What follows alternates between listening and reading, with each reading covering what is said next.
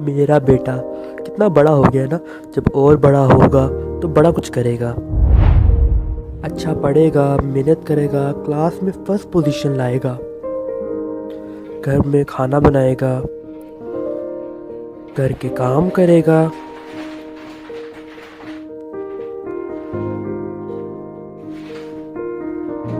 اور تو اور مہمانوں سے بڑا اچھا سلوک کرے گا۔